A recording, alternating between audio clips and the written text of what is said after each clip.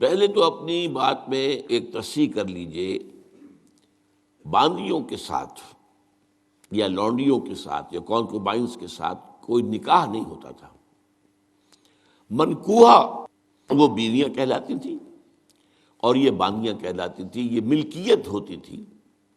بیوی ملکیت نہیں ہوتی، بیوی تو ایک سوشل کانٹریکٹ کے تحت آپ کے ساتھ آتی ہے، زندگی گزارتی ہے، اس کی مرضی کے بغیر اس کا نکاح نہیں ہو سکتا، اس کی اجازت سے نکاح ہوا ہے۔ اور بیوی جو ہے اس کو یہ حق بھی حاصل ہے کہ وہ کبھی چاہے تو آپ سے سپریشن جو ہے وہ حاصل کر لے۔ لیکن یہ جو ملکیت کا تصور ہے اس میں یہ چیزیں نہیں ہیں، نہ اس میں نکاح ہے، نہ اس میں کوئی وراثت کا حصہ ہے، بلکہ وہ تو خود وراثت میں منتقل ہو جائیں گی۔ اگر کوئی شخص جو ہے اس کے کچھ باندیاں تھیں تو اس کے انتقال کے بعد وہ اس کی ملکیت ان کی جو ہے جیسے اور پراپرٹی جو ہے وہ منتقل ہوگی، اولاد کیسے ہو جائے گی۔ تو پہلی بات تو یہ چاہے اچھی لگے چاہے بری، لیکن آپ اس کو سمجھ لیجئے ایز سچ کے جیسے وہ تھا معاملہ۔ ہمیں اس کے اندر جو ہے وہ کچھ اس کو پیلیٹیبل بنانے کے لیے اور اس کو جو ہے اس کے اندر کوئی ترمیم نہیں کرنی چاہیے۔ سٹیٹس جو ہے باندی کا، کونکوبائنس کا، وہ یہ ہے جو میں نے آپ کے سامنے رکھا۔ اچھا، اصل مسئلہ یہ آتا ہے کہ آیا آج بھی ایسا کوئی معاملہ ہے؟ آج ایسا کوئی معاملہ موجود نہیں ہے۔ اور یہ لونڈیاں ہوتی تھیں حضور کے زمانے میں صرف وہ جو میدان جنگ میں مال غنیمت کے طور پر آتی تھی۔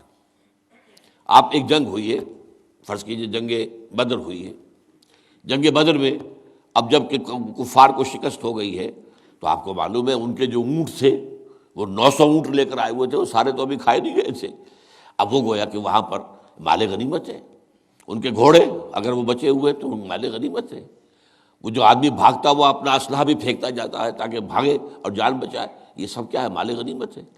ایسے ہی اگر وہاں کوئی عورتیں بھی آئی ہوں، میرے علم میں نہیں ہے کہ بدر میں آئیں یا نہیں آئیں، احد میں تو آئیں، لیکن بدر کے بارے میں مجھے یقین کے ساتھ معلوم نہیں ہے، لیکن اگر عورتیں بھی آئی ہوں تو وہ باندیاں ہوں گی، وہ تقسیم ہو جائیں گی۔ یہ جو اصل غلام کا اور باندی کا تصور ہے اسلام میں، یہ پی او ڈبلیو کا حل ہے، prisoners of war, what to do with them۔ یا تو اب آپ جو ہے بڑے بڑے جو ہے کنسنٹریشن کیمپس قائم کر دیجئے، ان میں پڑے سڑ رہے ہیں، وہ سب کے سب جو ہے کنسنٹریشن کیمپس کے اندر ہوتے۔ اب وہاں پر ان کا کیا معاملہ ہے؟ تو ان کے لیے اگر وہ مرد ہیں ان کے لیے ان کی کوئی جنسی تسکین کا کوئی سامان نہیں، اگر عورتیں ہیں ان کی جنسی تسکین کا تقاضے کا کوئی سامان نہیں۔ ہاں، کھانے پینے کو تو ظاہر بات ہے کچھ نہ کچھ راشن واشن جو ہے وہ تو جو بھی دنیا میں پی او ڈبلیوز کا معاملہ ہوتا ہے کھانے پینے کو دیا جاتا ہے۔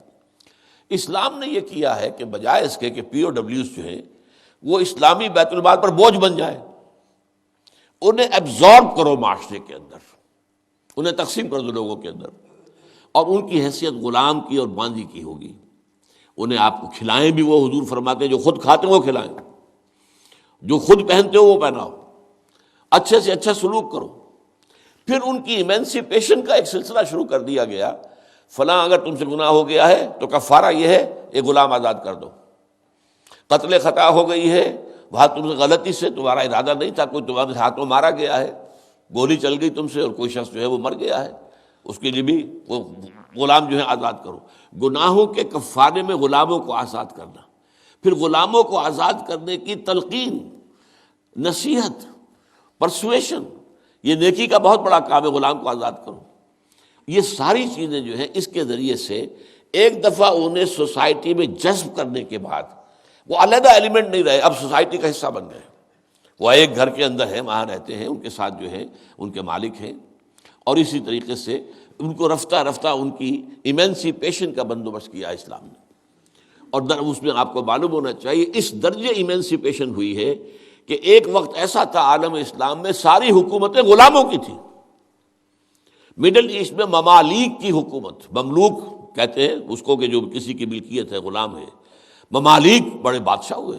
ہندوستان میں جو دہلی میں پہلی حکومت قائم ہوئی ہے وہ کون تھے؟ خاندان غلامہ، قطب الدین ایبک اور یہ بلبن، ایسے ایسے شاندار اور جو ہے، اور یہ التتمش، یہ کون تھے؟ غلام تھے۔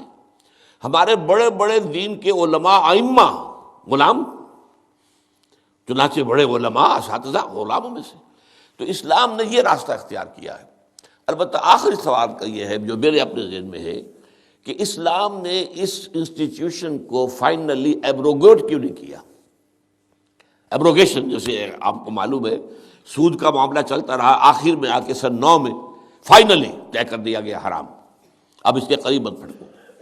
اس کی حکمت میرے نزدیک یہ ہے کہ یہ خالص اسلامی جہاد ہونا ہے قیامت سے قبل ایک مرتبہ بہت بڑے پیمانے پر، جس کو کہا گیا ملاحم، اور جس پر پورے پورے باب جو ہیں وہ احادیث کی کتابوں میں ہے۔